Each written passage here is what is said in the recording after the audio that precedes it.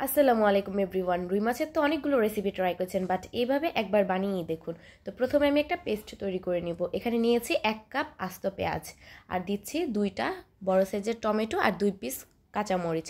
এখানে ঝালের পরিমাণটা আপনারা চাইলে বাড়িয়ে ব্যবহার করতে পারেন। তারপর আমি একটু লবণ দিয়ে একটা পেস্ট তৈরি করে নিলাম। এখন আমি মাছটাকে মেরিনেট করব। এখানে আমি রুই মাছ নিয়েছি পর্যাপ্ত পরিমাণে।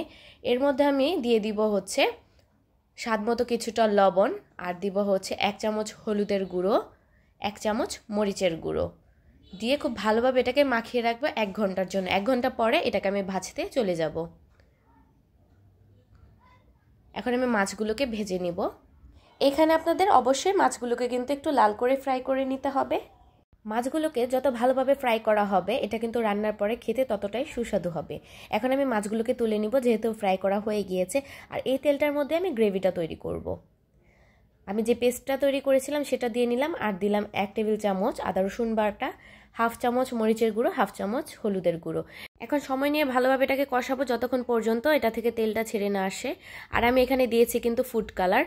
গুঁড়া মরিচটা কম ব্যবহার করেছি, তাই এখানে ফুড কালার দিয়েছি।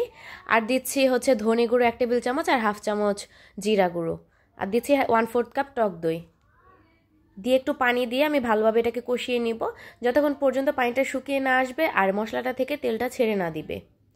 আমি কিন্তু দুইবার এই মশলাটাকে কষিয়ে নিয়েছি। এই কষানোটাই কিন্তু মূল রান্নার আকর্ষণ। আর যত ভালোভাবে কষানো হবে এটা খেতে ততটাই টেস্টি হবে।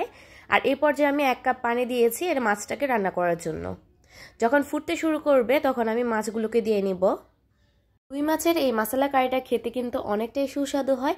আপনারা কিন্তু বানিয়ে একবার হলেও ট্রাই করবেন আর আমাকে জানাবেন আপনাদের কাছে কেমন লেগেছে। এই পর্যায়ে কিন্তু আমি মাছের মধ্যে ধনেপাতা দিয়ে নিয়েছি।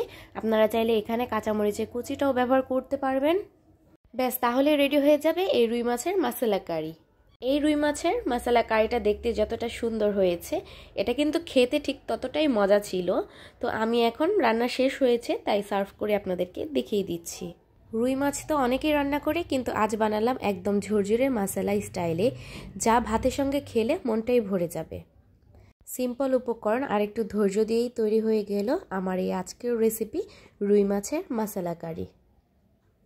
যদি ভালো লেগে থাকে তাহলে কিন্তু লাইক কমেন্ট করে দিবেন, আর একটা শেয়ার করতে কিন্তু একদমই ভুলবেন না। আর যদি নিত্য নতুন ভিডিও পেতে চান তাহলে আমার পেজটিকে ফলো করে রাখবেন। ধন্যবাদ।